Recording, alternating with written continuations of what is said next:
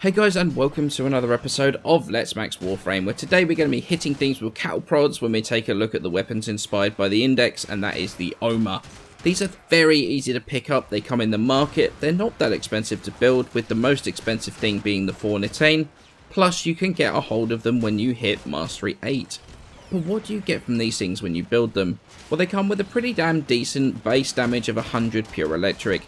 And that means it's going to combine so well into so many useful combos, or it's going to be useful on its own. Especially when you add into that a base 30% status chance, you're going to be proccing things pretty often with it. However, it does come with a 15% critical chance, 200% multiplier, so a crit build is also viable as well, especially with its huge slide attack damage, the highest in the game, and that really plays into the hands of Maiming Strike. The range on them isn't the greatest and can lead to missing those slide attacks or even just normal attacks should the enemy move a couple of inches in a different direction. However, that is fixable with mods. It also comes with a ground slam similar to the tonfas, where it has a roughly 5 meter radius and it will hit every single enemy in that range with a guaranteed electricity proc, actually giving it pretty decent crowd control as well. The attack speed of 0.917, it's also not the fastest, however it doesn't feel especially slow, especially once you add in, other mods or even just the stance itself. Talking about the stances, there's a brand new one added into the game to coincide with its release, Sovereign Outcast, and this is actually the one that I use on the weapon. The stance drops from the Kuva heavy gunners that either spawn in the Kuva specific missions or the Kuva fortress itself. In terms of the combo, you know me, it's not really my strongest area. I care about two combos, Spam E and right click hold, both of which on Sovereign Outcast are actually pretty damn good. In fact, the right click hold combo, Rogue Edict, is my choice for killing enemies quickly. Loads of spins in there, and it even throws the tonfa out in front, which looks cool, but also kills enemies at range. The only thing I kind of dislike is the first swing of all these combos kind of destroys any momentum you've got. For some reason it's kind of slow and kind of weird, but other than that, the stance itself is actually very solid. In terms of builds, I'm loving the Ohma, and that's because you can mod it in two completely, utterly different ways, and you can have it wreck face. I added two former to this, however that's actually too much, and you can get away with only just doing the one. My first build, modding it for crit, prime pressure point, prime reach to help land those shots, Blood Rush, Drifting Contact for the crit chance increase on the combo counter, then increasing the combo counter timer and status chance, Organ Shatter for crit damage, Berserker for attack speed on crit, and then I have one dual stat, one 90% elemental of your choice. This build is the one that you're actually seeing in the Kuva Fortress footage in the background, absolutely wrecking. So it's so good at killing, it's unreal.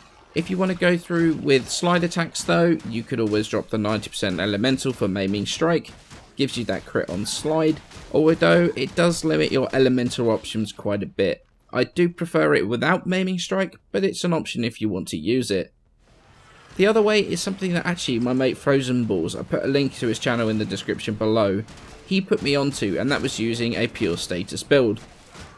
At first I was kind of skeptical how good it was going to be, so I tested it out and wow was I blown away. I went with Prime Pressure Point, Prime Fury, Prime Reach, Drifting Contact for combo counter and more status, two dual stat elementals of your choice, Weeping Wounds for more status chance as the combo counter goes up, and then Condition Overload for 60% more damage if an enemy has a status proc on them. This build was killing almost as efficiently as the crit build. I was hugely impressed with it. You can see in the background now just how quickly the Ohma, modded only for radiation, kills level 145 bombards.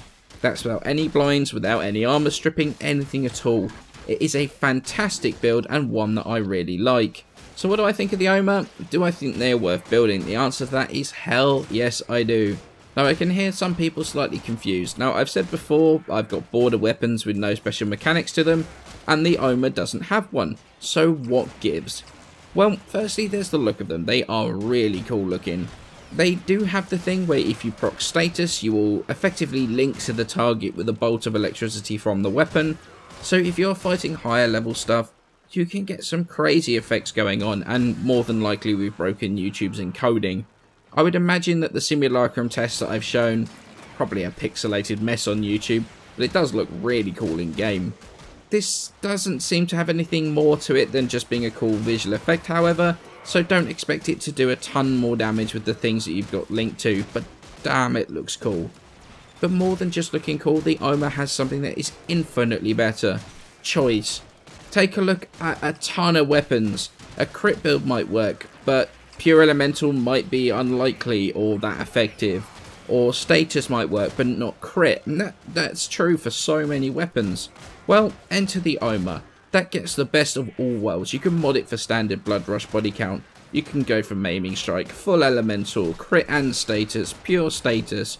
There's just so much choice with this thing, and you can do so much with it. That's why I like it so much. Too often do you get pushed in a certain direction by the stats of the weapon, but with this you can mod it exactly the way you want, and it is going to perform for you.